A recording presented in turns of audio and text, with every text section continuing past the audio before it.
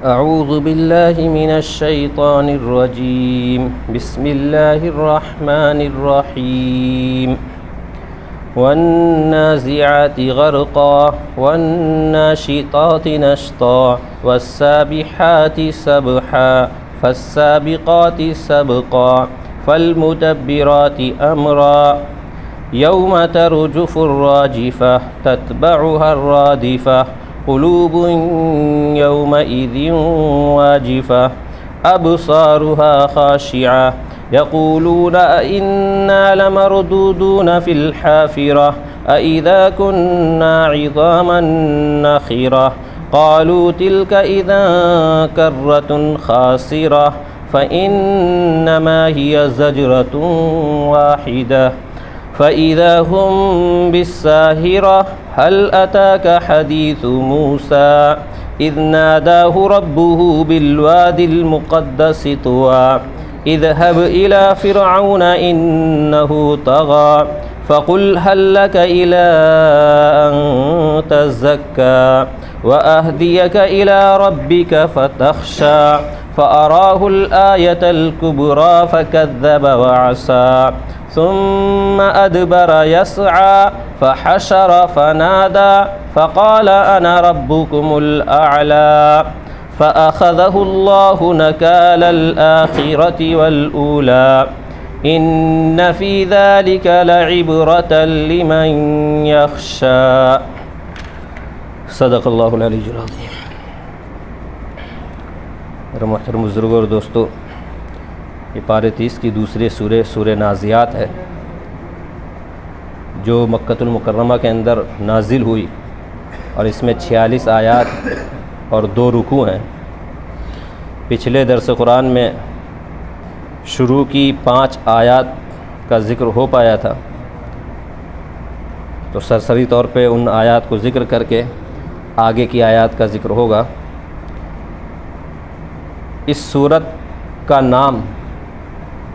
خود اس بات کی طرف اشارہ کر رہا ہے کہ اللہ تبارک تعالیٰ نے کس چیز کے تعلق سے اس میں بات فرمائی اور کس چیز کی طرف لوگوں کو توجہ دلوائی ہے۔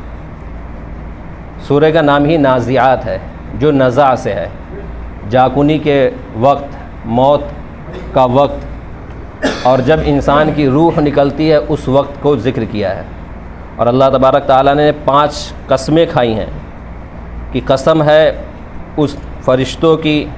جو گہرائی میں اتر کے روح کو قبض کرتے ہیں سختی کے ساتھ، اور یہ سختی ظاہری سختی نہیں مراد ہے، یہ سختی ظاہری سختی مراد نہیں ہے، کیونکہ بعض وقت ایسا ہوتا ہے کہ کافر لوگ بھی بظاہر بہت سکون سے دنیا سے رخصت ہوتے ہیں، اللہ کے نافرمان بھی بہت سکون سے دنیا سے رخصت ہوتے ہیں، اور بظاہر جو اللہ کے نیک بندے ہوتے ہیں وہ کچھ حادثات کا شکار ہوتے ہیں، یا کسی موب لنچنگ کا شکار ہو جاتے ہیں، یا کسی اور ظلم اور زیادتی کا شکار ہو جاتے ہیں، یا ان کے اوپر کوئی حملہ ہو جاتا ہے، بم مار دیا جاتا ہے اور ان کے جسم بکھر جاتے ہیں، تو بظاہر دیکھنے میں تو بہت سختی کے ساتھ ان کی بھی روح نکلی، لیکن یہاں پر جو نرمی کا، سہولت کا اور اطمینان کا جو معاملہ ہے وہ حقیقی اور روحانی معاملہ ہے، کہ روحانی اعتبار سے ان کے ساتھ اللہ کا بہت عفو اور درگزر کا اور بہت نرمی کا معاملہ ہوتا ہے، جو دوسری آیت کے اندر ذکر کیا وَالنَّاشِطَاتِ نَشْطًا، اور قسم ہے ان کی جن کی روح بڑی آسانی کے ساتھ، سہولت کے ساتھ، اطمینان کے ساتھ نکالی جاتی ہے۔ ان ساری چیزوں کا پچھلی مرتبہ ذکر ہو چکا ہے۔ پھر آگے اللہ فرماتا ہے وَالسَّابِحَاتِ سَبْحًا فَالسَّابِقَاتِ سَبْقًا فَالْمُدَبِّرَاتِ أَمْرًا، اور جو دنیا کے اندر تیرتے ہوئے چلتے ہیں، وَالسَّابِحَاتِ سَبْحًا، فرشتوں کا ذکر ہو رہا ہے کہ جو دنیا کے اندر اللہ کی کائنات میں پھیلے ہوئے ہیں اور جو دنیا میں تیرتے رہتے ہیں۔ فَالسَّابِقَاتِ سَبْقًا، اور پھر جب وہ اللہ کا کوئی بھی حکم پاتے ہیں تو اس میں وہ سبقت اختیار کرتے ہیں، کاہلی نہیں کرتے ہیں، اس کو حکم کو پورا کرنے میں سستی نہیں کرتے ہیں، اور اس کو ٹالتے نہیں ہیں جیسے ہم اور آپ ٹال دیتے ہیں، کہ اذان کی آواز کو سن رہے ہیں کہ مؤذن کہہ رہا حی علی الصلاح، آؤ نماز کی طرف، حی علی الفلاح، آؤ کامیابی کی طرف، اللہ کی طرف سے حکم ہو رہا ہے اور پکارا جا رہا ہے۔ اور ہمیں اور آپ کو اس حدیث کا بھی علم ہے کہ جس حدیث میں اللہ کے نبی صلی اللہ علیہ وسلم نے فرمایا من ترک الصلاۃ متعمدا فقد کفر، کہ جس شخص نے بھی نماز کو، اللہ کے حکم کو جان بوجھ کر کے چھوڑا اور ترک کیا، فرمایا یقینی معنوں میں، حقیقت میں وہ کافر ہو گیا، اس نے کفر کیا۔ اور آپ صلی اللہ علیہ وسلم نے فرمایا کہ دین میں نماز کا ایسا ہی مقام ہے جس طرح سے انسانی جسم کے اندر سر کا مقام ہے، جس طرح سے بغیر سر کے انسان کا وجود ممکن نہیں ہے، اسی طرح سے بغیر نماز کے اسلام کا وجود ممکن نہیں ہے۔ تو میرے محترم بھائیوں، یہ درس قرآن اور ان ساری چیزوں کا مقصد یہی ہے کہ ہم اللہ کی طرف رجوع کریں، اللہ کی طرف پلٹنے والے بن جائیں۔ اور یہ جو حالات آتے ہیں، واقعات پیش آتے ہیں کسی کے دنیا سے جانے کے یا کسی کے دنیا میں آنے کے، ان سب واقعات کے لیے ہمارے لیے کیا ہے؟ نصیحت ہے۔ اسی کو علامہ اقبال نے کہا ہے کہ وہ زمانے میں معزز تھے مسلمان ہو کر، اور ہم خوار ہوئے تارک قرآن ہو کر، ہم نے قرآن سے دلچسپی ختم کر دی۔ ابھی آپ کہیں گے کہ سورہ نازعات کا تذکرہ ہو رہا اور یہ بات کہاں جا رہی ہے، لیکن جو ہماری غفلت ہے اس طرف بھی توجہ دلانا ضروری ہے کہ آج ہمارے لیے قرآن کریم کے درس کے لیے، قرآن کریم کو سننے کے لیے، اس کے سمجھنے کے لیے 10 منٹ 20 منٹ بھی ہمارے اوپر بہت بھاری پڑتے ہیں، جبکہ باقاعدہ لکھا گیا ہے، یہ بات بار بار کہی گئی کہ بھائی 25 سے 30 منٹ تک درس قرآن ہوگا، لیکن اس کے باوجود اللہ رحم کرے ہمارا یہ حال ہے کہ ہمارے اشارے شروع ہو جاتے ہیں درس قرآن میں بھی،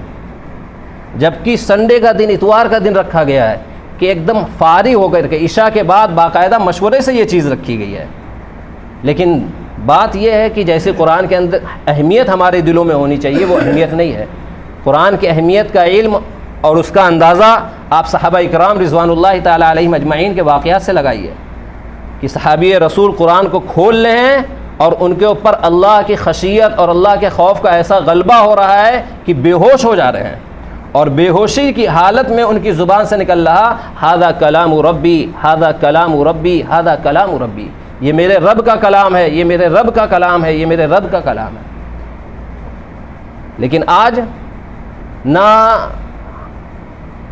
سننے میں دلچسپی ہے اور نہ اس کو عمل کی نیت سے سنتے ہیں۔ اس لیے آپ لوگوں سے اور اپنے آپ کو بھی مخاطب کر کے اس دعا کو پڑھتے ہیں، اور اس دعا پر آپ لوگ آمین کہیں۔ اللہم اہدنا فیمن ہدیت، اللہم اہدنا فیمن ہدیت، اللہم اہدنا فیمن ہدیت۔ اے اللہ ہم سب کو ہدایت عطا فرما، وہ ہدایت جو ہدایت تو نے اپنے نیک بندوں کو عطا فرما۔ اصل بات یہ ہے کہ ہم ہدایت سے محروم ہیں، ہم ہدایت سے محروم ہیں۔ ہماری زندگیاں اگر ایمان پر ہوتی تو ہماری یہ حالت اور یہ کیفیت نہ ہوتی۔ اتنے واقعات پیش آتے ہیں لیکن ان سے ہم کیا عبرت نہیں لیتے ہیں۔ اللہ کے نبی صلی اللہ علیہ وسلم کی ترمذی میں ایک حدیث ہے جس کو علامہ ابن کثیر نے تفسیر ابن کثیر کے اندر اسی سورہ نازعات کی تفسیر میں ذکر کیا ہے۔ آپ صلی اللہ علیہ وسلم کی حدیث ہے کہ اللہ کے نبی صلی اللہ علیہ وسلم نے فرمایا کہ آدھی رات اور جب تہائی رات گزر جاتی تھی تو آپ صلی اللہ علیہ وسلم کھڑے ہوتے تھے اور فرماتے تھے کہ اے لوگو اللہ کو یاد کرو۔ کیا فرماتے؟ اے لوگو اللہ کو یاد کرو، کپ کپانے والی آ رہی ہے۔ کپ کپانے والی یعنی قیامت آ رہی ہے، جس میں اس آیت میں جس کا ذکر ہے یوم ترجف الراجفہ، قیامت ضرور آئے گی جس روز ہلا دینے والی چیز ہلا دے گی، کپ کپانے والی چیز کپ کپا کے رکھ دے گی۔ اور وہ کپ کپانے والی چیز کیا ہے؟ اللہ تبارک تعالیٰ قرآن کریم میں فرماتا ہے، اس آیت میں 2 نفخوں کی طرف اشارہ ہے۔ پہلا نفخہ یعنی پہلا سور جب پھونکا جائے گا اور پوری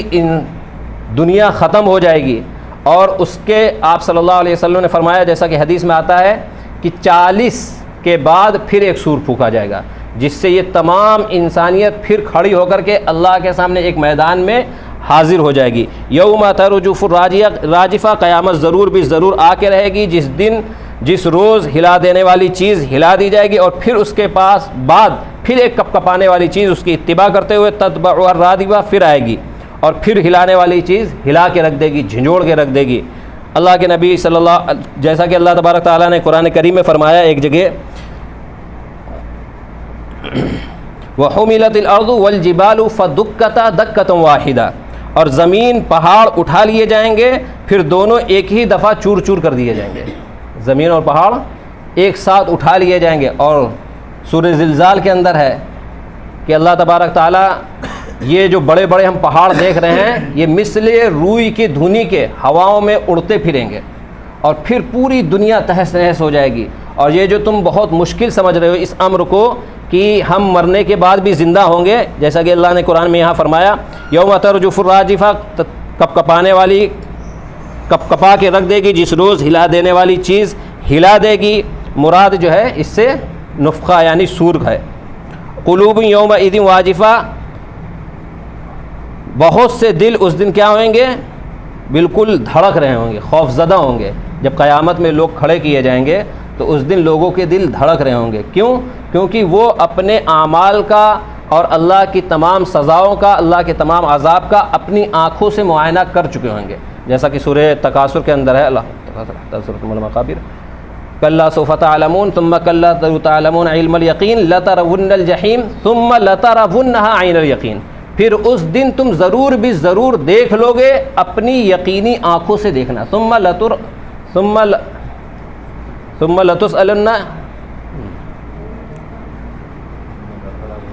ثم لترونها عین الیقین ثم لترونها عین الیقین، آگے کیا ہے؟ کون سی آیت؟ ثم لتسألن یومئذ عن النعیم، کہ اس دن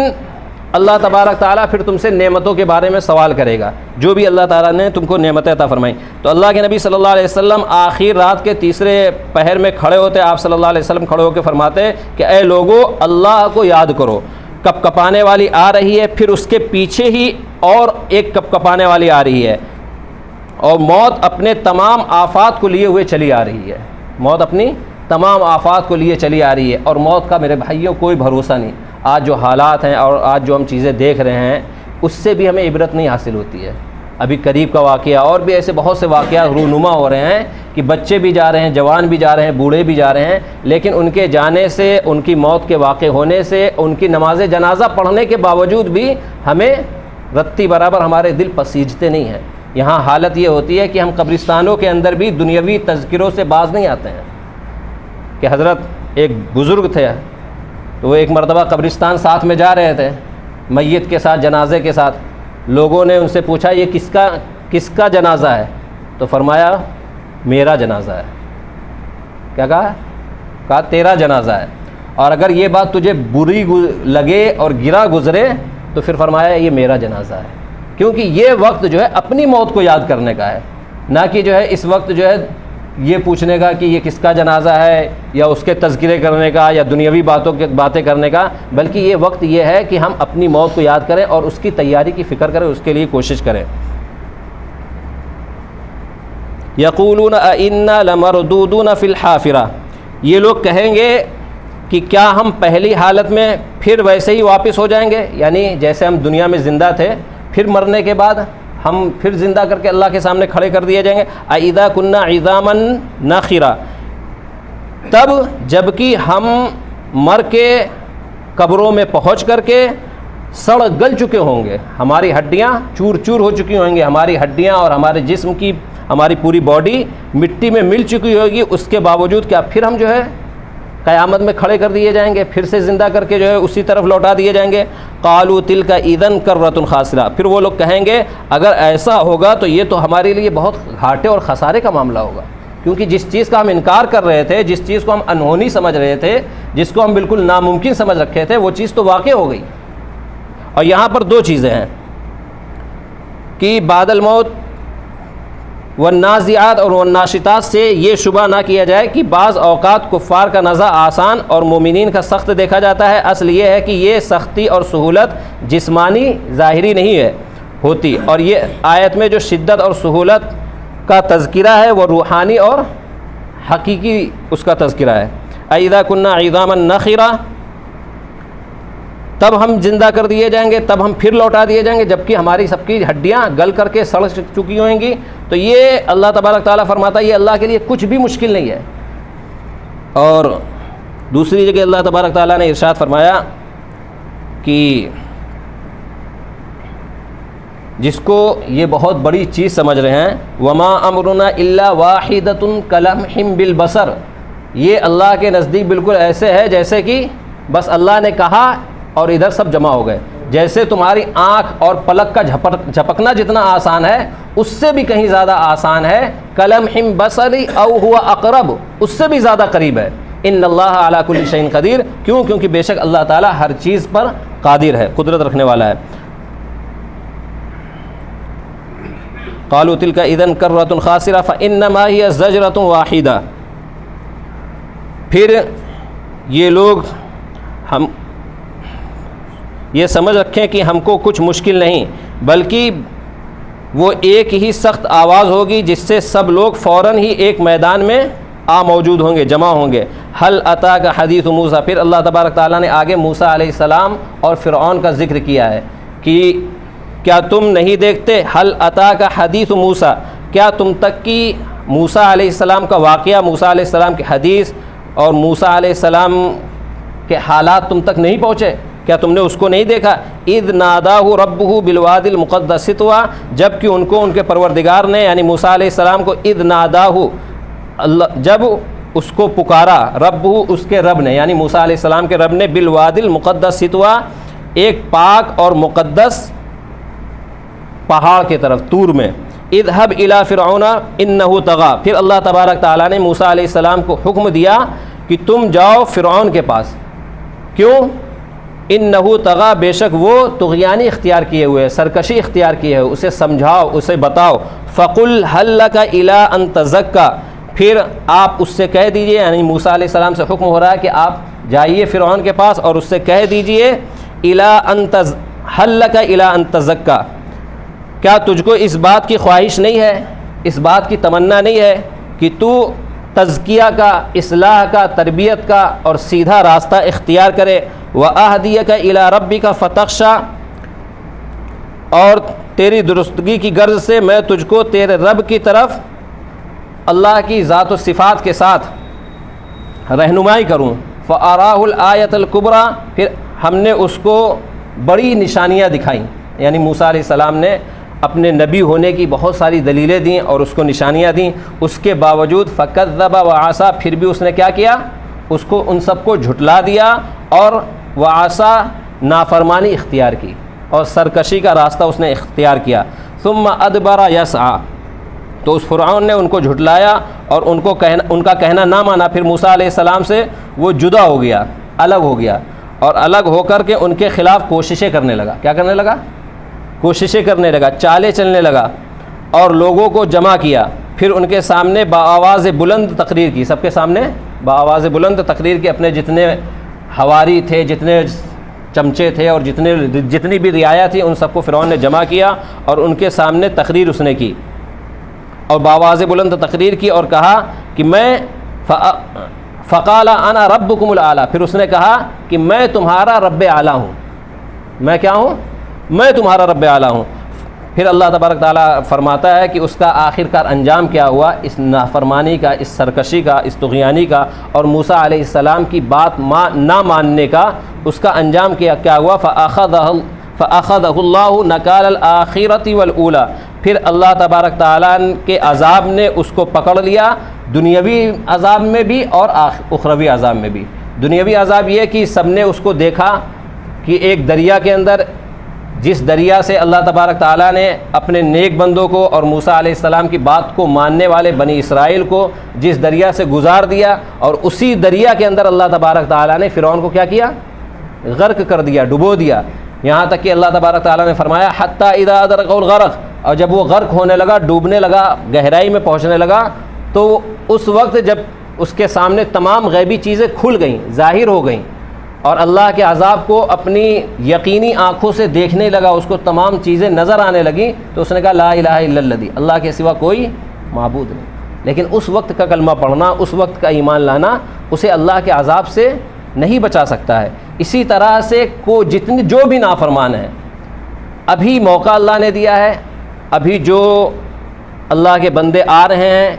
ان کی رہنمائی کر رہے ہیں، سیدھے راستے کی طرف جو ہے ان کو تلقین کر رہے ہیں، اس کو آمادہ کر رہے ہیں، تو ہمیں چاہیے کہ ہم اس کو غور سے سنیں اور سمجھیں اور ہم سیدھے راستے کو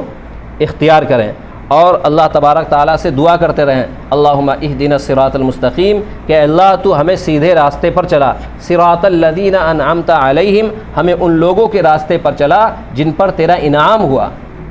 جن کو تو نے کامیاب کیا، غیر المغضوب علیہم ولا الضالین، اور ہمیں ان لوگوں کے راستے پہ نہ چلا جو راستے سے بھٹک گئے یا گمراہ ہو گئے، ان کے راستے سے ہمیں کیا کرنا ہے، اللہ ہمیں بچا لے۔ تو اللہ تبارک تعالیٰ فرماتا ہے کہ فقال انا ربکم الاعلی، سرکشی میں فرعون اتنا بڑھ گیا کہ اس نے سب کو بلا کر کے یہ دعویٰ کیا کہ تم سب کا کون رب ہے، میں ہوں، کیونکہ جب موسیٰ علیہ السلام سے بات چیت ہوئی اور انہوں نے اللہ کی قدرت کا بیان کیا اور نشانیاں دکھائی، کھلی ہوئی نشانیاں، تو فرعون نے کہا کہ تمہارے رب کی کیا صفات ہے، کیا خصوصیات ہیں؟ تو انہوں نے کہا موسیٰ علیہ السلام نے کہ میرا رب وہ ہے جو زندہ کرتا ہے اور مارتا ہے۔ تو کہا یہ تو ہم بھی کر سکتے ہیں۔ تو اس نے 2 قیدیوں کو بلایا، ایک کو آزاد کر دیا اور ایک کو پھانسی کا حکم دے دیا، اور پھر اس کے بعد اس طرح کے بہت سے اس نے لوگوں کو گمراہ کرنے کی کوشش کی اور جو ہے اپنا دبدبہ اور اپنی حکومت ثابت کرنے کی کوشش کی، اپنا رب ہونا ثابت کرنے کی کوشش کی، اور پھر اس نے کہا کہ دیکھو اصل میں تو تمہارے سب سے بڑے رب اور پالنے والے کون ہیں؟ ہم ہیں، انا ربکم الاعلی۔ جب انسان سرکشی میں آگے بڑھ جاتا ہے تو اللہ تبارک تعالیٰ اس کو آگے پھر بڑھاتا رہتا ہے، اور یہ بالکل اصول کے خلاف ہے کہ ہم یہ سوچیں کہ اس کی کوئی پکڑ نہیں ہوگی، کہ ہم ظلم کرتے رہیں، زیادتی کرتے رہیں، لوگوں کو تکلیف پہنچاتے رہیں، جیسے کہ آج کے دور میں جو ظالم لوگ بیٹھے ہیں،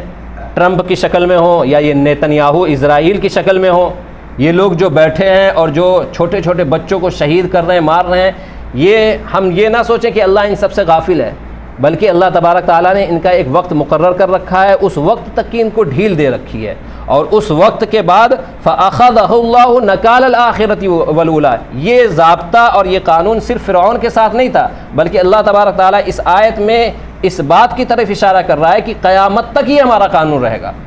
کہ ہم ان کو دنیاوی عذاب میں بھی پکڑیں گے اور اخروی عذاب میں بھی پکڑیں گے، اور کسی صورت میں اگر تمہیں دنیاوی عذاب سمجھ میں نہ آئے، ان کی بوکھلاہٹ، ان کا پاگل ہو جانا، ان کا علول جلول باتوں کا بکنا، ہمیں یہ اللہ کا عذاب نہیں دکھ رہا کہ کبھی کچھ بک رہا کبھی کچھ بک رہا، یہ اللہ کا عذاب ہے کہ عقلیں موف ہو گئی ہیں، ان کی دماغ کام نہیں کر رہا، کبھی کچھ، کیوں؟ کیونکہ جو ظلم انہوں نے کر رکھا ہے، جو چھوٹے چھوٹے بچوں کو مار رکھا ہے، اور آج بھی جو فلسطین کے اندر ظلم و زیادتی کر رہے ہیں کہ چھوٹے چھوٹے بچے 10 12 سال کے بچوں کو زبردستی پکڑ کر کے ویسٹ بنگال، جو فلسطین کا غزہ کا ایریا ہے، اس کے بعد جو دوسرا ایریا ہے جہاں پہ بتاتے ہیں کہ وہاں پر اسرائیل کا قبضہ ہے، اس ایریے کے اندر بھی لوگوں کو پکڑ کے لے جا رہے ہیں، تو کیا یہ اللہ کے عذاب سے بچ جائیں گے؟ تو بالکل اس چیز سے تم یعنی اداس نہ ہو۔ فَأَخَذَهُ اللَّهُ نَكَالَ الْآخِرَةِ وَالْأُولَىٰ، اس کو آخرت کے اور دنیا کے عذاب میں اللہ تبارک تعالیٰ نے پھر پکڑ لیا، اور کیسا پکڑا کہ اللہ تبارک تعالیٰ نے اس کو قیامت تک آنے والے انسانوں کے لیے عبرت بنا دیا اور نصیحت حاصل کرنے کا ایک ذریعہ بنا دیا۔ اللہ تعالیٰ فرماتا ہے حتی اذا ادرک الغرق قال آمنت انہ لا الہ الا الذی آمنت بہ بنو اسرائیل، پھر اس نے یہ دعویٰ کیا کہ میں ایمان لے آیا ان پر جن پر بنی اسرائیل ایمان لاتے ہیں، وَأَنَا مِنَ الْمُسْلِمِينَ، اور میں مسلمین میں سے ہو گیا، فرما برداروں میں سے ہو گیا، میں ان میں سے ہو گیا جو موسیٰ علیہ السلام پر ایمان لانے والے ہیں، وَأَنَا مِنَ الْمُسْلِمِينَ۔ لیکن اللہ تبارک تعالیٰ نے کیا فرمایا آگے؟ فَالْيَوْمَ نُنَجِّيكَ بِبَدَنِكَ لِتَكُونَ لِمَنْ خَلْفَكَ آیا، کہ آج کے دن تیرے جسم کو، تیری باڈی کو ضرور بھی ضرور ہم عبرت کی چیز بنا کے رہیں گے قیامت تک آنے والے انسانوں کے۔ فَالْيَوْمَ نُنَجِّيكَ بِبَدَنِكَ، تیرے بدن کو، تیرے جسم کو لِتَكُونَ لِمَنْ خَلْفَكَ آیا، تیرے پیچھے آنے والے جتنے بھی انسان ہیں ان کے لیے ایک نشانی، ایک عبرت کی چیز بنا کے رکھیں گے۔ اور آج بھی وہ باڈی مصر کے عجائب خانے میں کیا ہے؟ موجود ہے۔ تو یہ ساری چیزیں اس چیز کی گواہی دے رہی ہیں کہ جو لوگ اللہ کی نافرمانی کرتے ہیں اور جو لوگ دنیا میں سرکشی اور تکبر میں اتنا اندھے ہو جاتے ہیں کہ وہ اپنے آپ کو رب سمجھنے لگتے ہیں اور حقیقی رب کا انکار کر دیتے ہیں، تو یہ یاد رکھو کہ اللہ تبارک تعالیٰ ان سے غافل نہیں ہے، بلکہ اللہ تبارک تعالیٰ ان کو دنیاوی اور اخروی دونوں عذابوں میں پکڑے گا اور دونوں جگہ ان کو جو ہے ذلیل کرے گا، اور ہر دور میں ذلیل کرے گا۔ آج ذلیل کر رہا کہ نہیں؟ جو ظالم جابر لوگ ہیں آج بھی ذلیل ہو رہے ہیں، اور قیامت تک جو لوگ ظالم ہوں گے، جو اللہ کے نافرمان ہوں گے، جو اللہ کے نبی صلی اللہ علیہ وسلم کے طریقے کی خلاف ورزی کرنے والے ہوں گے، آپ صلی اللہ علیہ وسلم کی سنتوں کو پامال کرنے والے ہوں گے، وہ چاہے پھر کسی بھی مذہب سے تعلق رکھتے ہوں، کسی بھی فرقے سے تعلق رکھتے ہوں، اگر وہ مسلمان بھی ہوں گے اور اللہ کے حکموں کو، نبی کے طریقے کو چھوڑنے والے ہوں گے، تو اللہ انہیں بھی ذلیل کرے گا۔ کیوں؟ کیونکہ اللہ کے یہاں جو ہے نام مانا نہیں رکھتا ہے، اللہ کے یہاں کام مانا رکھتا ہے۔ اللہ کے یہاں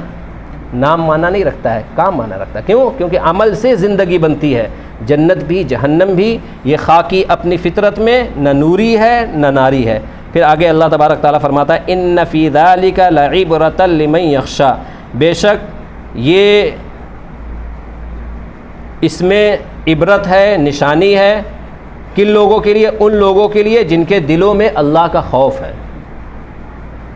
اس آخری آیت کے اندر اس رکوع کی، یعنی پہلا رکوع یہاں پر مکمل ہو رہا ہے سورہ نازعات کا، اس میں اللہ تبارک تعالیٰ نے پورے قرآن کریم کی ہدایات کا نچوڑ بیان کر دیا کہ یہ قرآن کریم ھدی للناس ہے، ھدی للمتقین ہے، لیکن کن کے لیے؟ جن کے دلوں میں اللہ کا خوف ہے، جن کے دلوں میں آخرت کا یقین ہے، جن کے دلوں میں مرنے کے بعد دوبارہ زندہ ہونے کا یقین ہے، وہ لوگ جو اس بات پر ایمان رکھتے ہیں کہ یہاں دنیا میں ہماری موت آخری موت نہیں ہوگی، بلکہ اس کے بعد ہمیں پھر اللہ تبارک تعالیٰ زندہ کرے گا اور پھر ہمارا وہاں سارا حساب کتاب ہوگا۔ اس لیے ہم لوگوں کو چاہیے کہ ہم ان حالات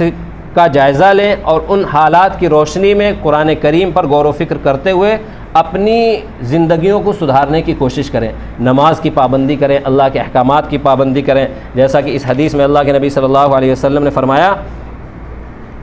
کہ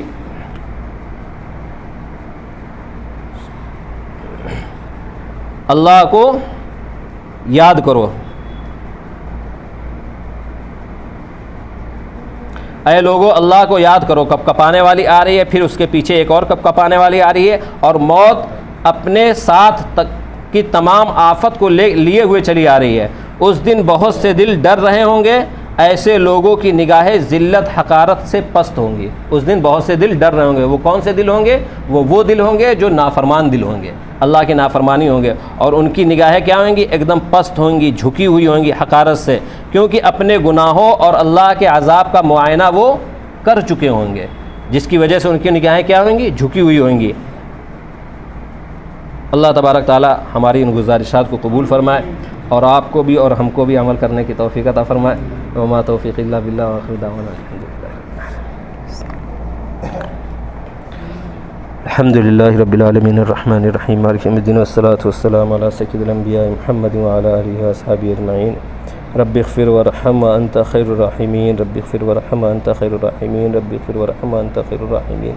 اللہم اہدنا فیمن ہدیت، اللہم اہدنا فیمن ہدیت، اللہم اہدنا فیمن ہدیت، وعافنا فیمن عافیت، وتولنا فیمن تولیت، وقنا شر ما قضیت، فإنک تقضی ولا یقضى علیک، انہ لا یذل من والیت ولا یعز من عادیت، تبارکت ربنا وتعالیت۔ اے اللہ ہمارے ساتھ پوری امت مسلمہ کے ساتھ رحم کا، کرم کا، فضل کا، عافیت کا، سہولت کا، درگزر کا معاملہ فرما۔ اے اللہ ہم سب کو قرآن کریم کی محبت ہمارے دلوں میں پیدا فرما۔ اے اللہ ہم سب کو قرآن کریم میں